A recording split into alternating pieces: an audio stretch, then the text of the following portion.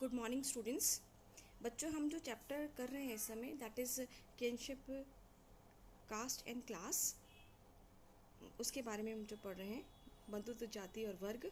उसमें हम जो प्रीवियस टॉपिक कल जो किया था और वो था चंडालों के बारे में। और जो मनुस्मृति है उसके अनुसार चंडालों के क्या करते हुए आज यहाँ से हम चैप्टर को स्टार्ट करें। What is Manusmriti? मनुस्मृति क्या है? मनुस्मृति की रचना ब्राह्मणों द्वारा की जाती थी। ये इसका उल्लेख धर्मशास्त्रों और धर्म सूत्रों में मिला है। और जो मनुस्मृति थी इसके अनुसार चंडालों के कर्तव्य थे कि चंडालों को गांव से बाहर रहना पड़ता था।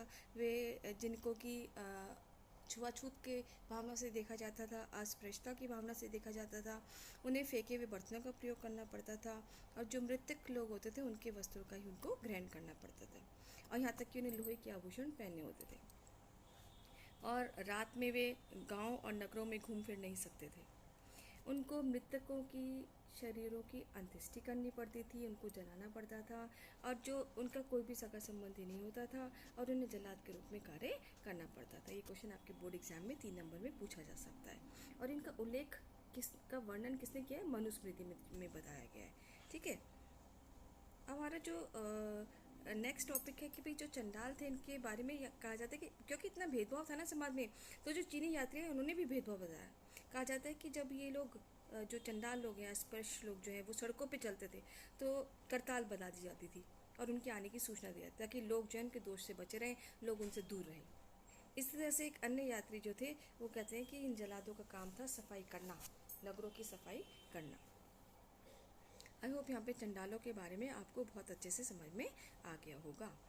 अब हम चल रहे हैं कि बच्चों जन्म से परे यानी कि अवे फ्रॉम द बर्थ, संसाधनों की और प्रतिष्ठा यानी कि रिसोर्सेज थे और जो पोजीशन थी वो कैसी थी। तो जन्म से परे क्यों बोला गया है अवे फ्रॉम द बर्थ? यानी कि हमने जो अभी तक पढ़ा है और वो पढ़ा है कि society was based on the birth, जन्म के आधार पर समाज आधारित था।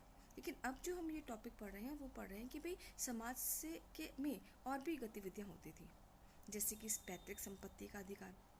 जो पैतृक संपत्ति थी मनुस्मृति के अनुसार, यानी कि जो ब्राह्मण द्वारा रचित थी मनुस्मृति, उसमें ये कहा गया है कि माता पिता की मृत्यु के बाद जो पैतृक संपत्ति है वो समान रूप से सभी बच्चों में, लड़कों में स्पेशली पुत्रों में बांट दी जाती थी।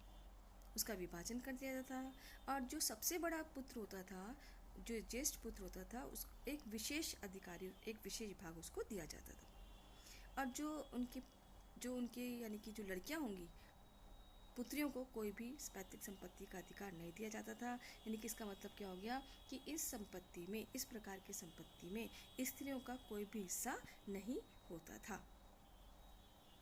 ठीक है, अब आते हैं हम कि भाई अब स्त्रियों को क्या मिलेगा। स्त्रियों को मिलता था स्त्री धन, यानी कि विवाह के समय में जो उन्हें उपहार दिए जाते थे उस पर उन्हें पूरा अधिकार होता था, जिन्हें स्त्री धन कहा जाता है। वर्तमान में भी हम जिसे हम दहेज का रूप दे देते हैं, है ना, कि भाई स्त्रियों को विवाह में दहेज दिया जाता है, तो वो उसको उस समय उस दहेज को, वर्तमान के इस दहेज को उस समय स्त्री धन कहा जाता था। और ऐसा माना भी जाता है कि जो संतान थी उसके विरासत में, यानी कि whatever the stridhan was given to the daughter, her जो प्रॉपर्टी थी, हर जो भी उसको गिफ्ट्स मिलते थे, it can B use by his, you can say his own child, her own child, not by his her husband.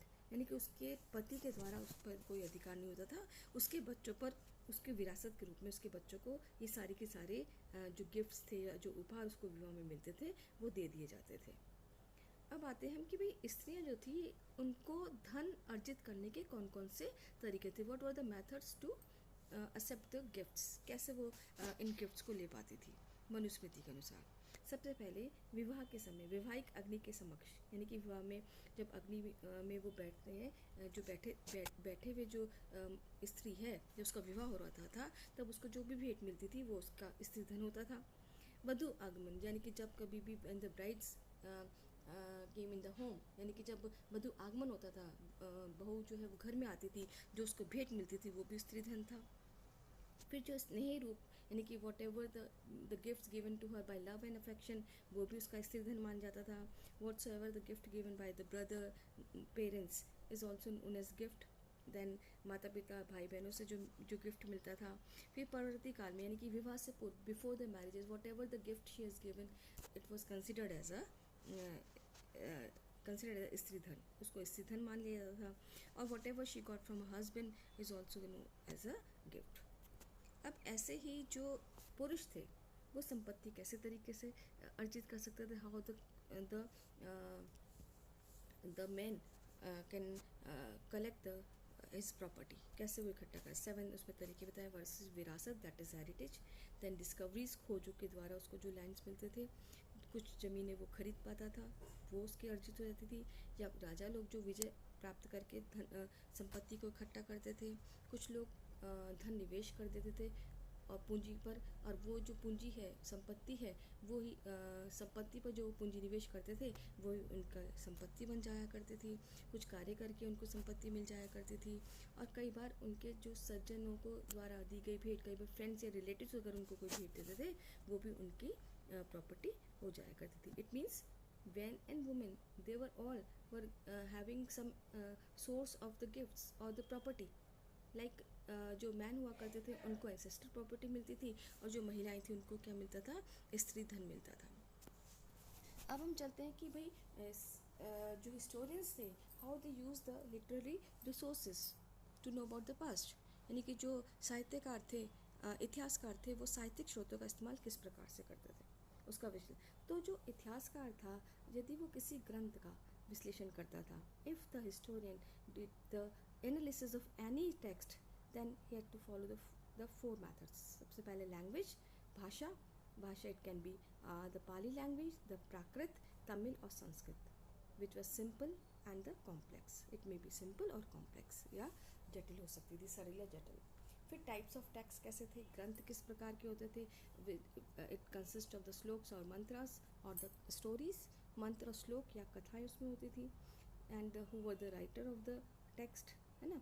Then what was the time period of the text, ग्रंथ का रचना काल का क्या काल था। इस तरह से जो इतिहासकार थे वो साहित्यिक स्रोतों का इस्तेमाल किया करते थे। In this way the historians they use the historical literary resources.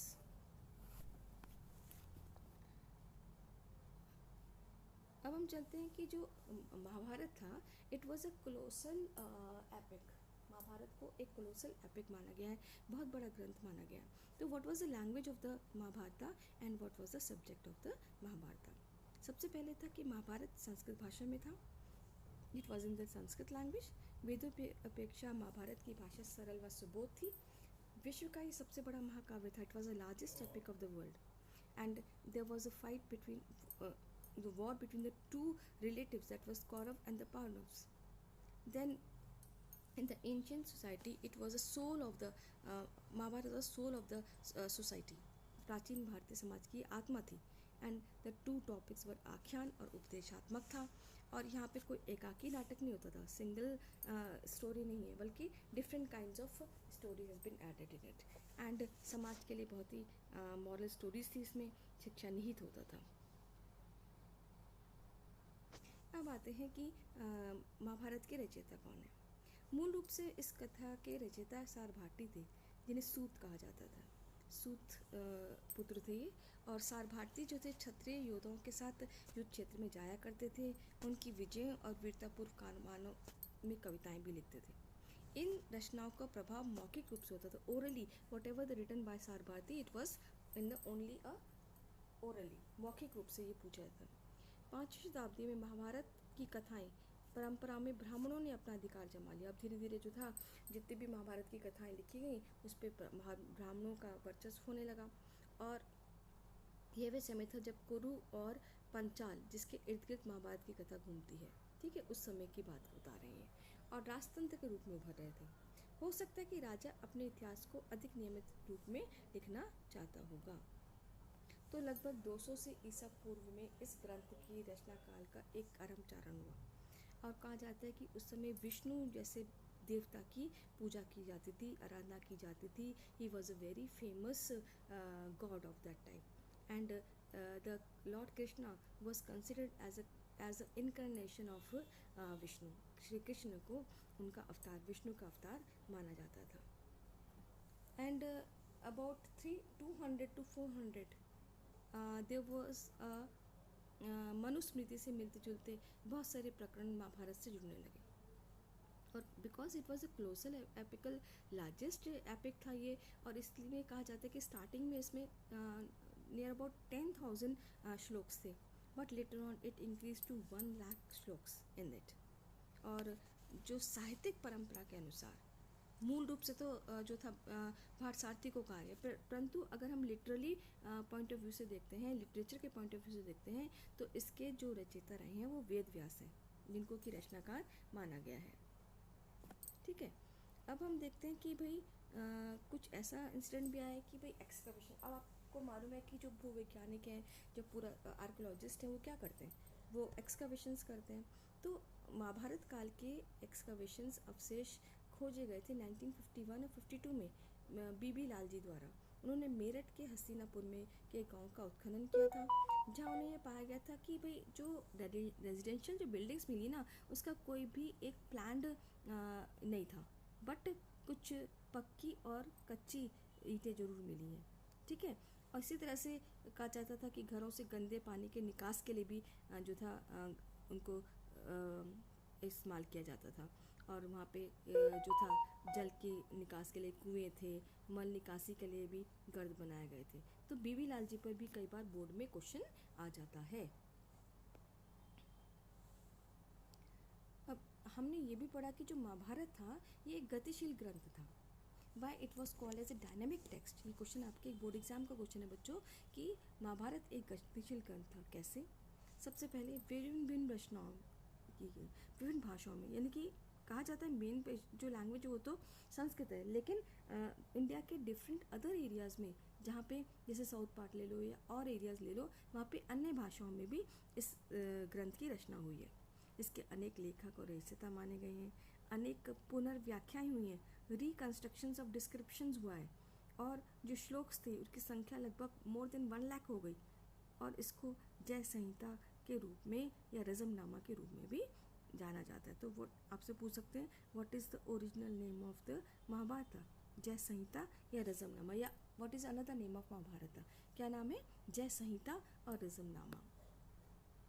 आप ये देख सकते हैं, this is a area, this is region with Kuru Panchala जो थे, जिसमें कि आप ये देख सकते हैं हस्तिनापुर, कुरु, देन मथुरा, कौशल, मला, शाक्या, देन खुशीनगर, अयोध्या, वत्सा, दीज कुरु पंचाल रीजन, जहाँ पे ये इन एरियाज़ में जो है वो जो है कौरव और पांडव के बीच में युद्ध हुआ होगा। तो बच्चों यहाँ पे हमारा ये चैप्टर कंप्लीट होता है। आई होप ये आपको चैप्टर बहुत अच्छे से समझ में आया होगा।